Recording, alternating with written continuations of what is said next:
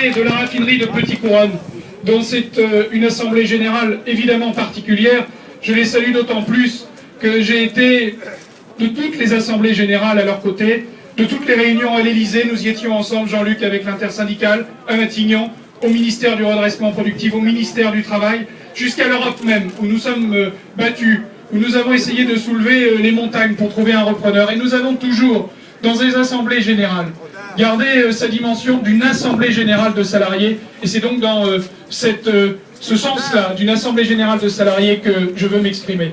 La décision qui est tombée mardi a été, je l'ai dit, mardi même, à l'audience du tribunal, où j'étais comme à chaque fois, à vos côtés, a été, c'est vrai, un crève-cœur pour les salariés, un crève-cœur pour les élus locaux, un crève-cœur pour ce territoire qui est l'un des plus industriels de la région, dans une région qui est l'une des plus industrielles de France. On y raffine un tiers du pétrole raffiné en Haute-Normandie de la France. Cette décision du tribunal de commerce, elle a été d'autant plus un crève-cœur pour nous que jusqu'à la dernière minute de la dernière heure, ensemble, nous y étions ensemble, avec Yvon puis sans lui, et nous pensons à lui et à Colette.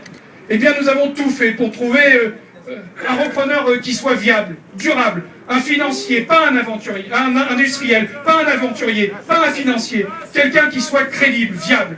Et le tribunal de commerce a considéré mardi qu'aucun des repreneurs qui s'était fait connaître à lui, à la barre du tribunal, ne présentait soit des garanties de brut, soit des garanties de financement, à la fois d'approvisionnement et de financement, pour une reprise durable du site et des avenirs, de l'avenir de l'emploi et des salariés. Et ça a été pour nous un crève-cœur. Mais je veux le dire aussi, car ceux qui sont ici et qui sont les salariés de la raffinerie me connaissent autant que je les connais.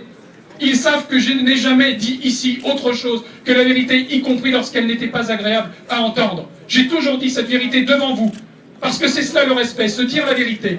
Si il y avait eu, j'allais dire, cession, un repreneur qui ne soit pas viable et qui mette la main sur la fiducie, sur une partie de l'installation, et qui, au bout de quelques mois, au bout de l'aventure, au bout de la flibuste, abandonnait le site et les salariés, Corrier, on nous dit, Corrier vous dit, c'est aussi cette dimension-là que l'intersyndicale, à juste titre, de façon responsable comme elle l'a été depuis le début, a dit et a souligné aussi dès mardi par l'intermédiaire de votre avocat. Il y a eu ce matin, j'en sors venant ici, une réunion à la préfecture de Rouen, sous la présidence de monsieur le préfet, qui réunissait le président de la région, du département, de la CREA, le maire de la commune et moi-même, l'ensemble des services de l'État, pour aborder les trois enjeux majeurs. D'abord, garantir l'avenir des salariés et de leurs familles, à travers un PSE qui soit à la hauteur d'une vie de travail, à la hauteur de la lutte que vous avez menée, et aussi qui soit en phase avec les plans de sauvegarde de l'emploi qui ont été pratiqués dans le secteur pétrolier, et les responsables de l'intersyndicale peuvent témoigner devant vous des efforts que nous avons menés et que j'ai personnellement menés ces dernières semaines pour que ce PSE soit le meilleur possible, car nous y avons travaillé ensemble.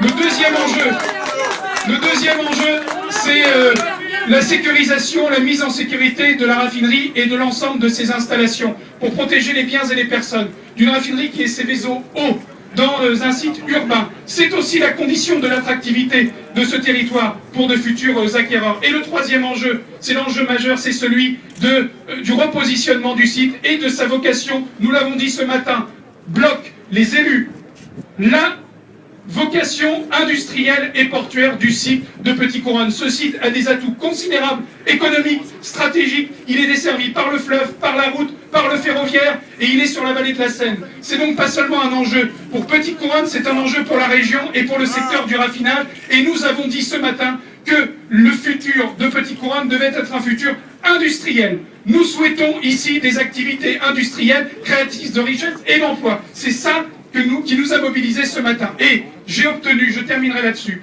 de la part du gouvernement, que soit nommé un chargé de mission spécifique sur le repositionnement industriel de la raffinerie. Il a été présenté ce matin par le préfet. C'est une mesure aussi exceptionnelle de la part de l'État que nous avions demandé ensemble et que nous avons obtenu. Un dernier point, car la bataille de Petroplus, ça a aussi été une bataille pour, tu l'as dit Jean-Luc, la préservation du secteur du raffinage en France et en Europe.